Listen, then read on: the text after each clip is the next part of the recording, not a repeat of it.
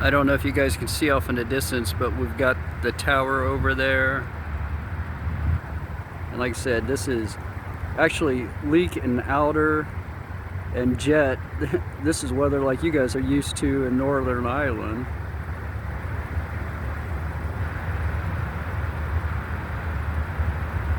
You see over there, there's a big old UPS bird.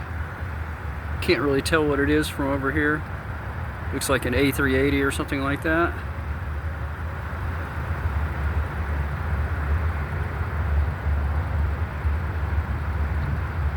So that's pretty much, this is the span of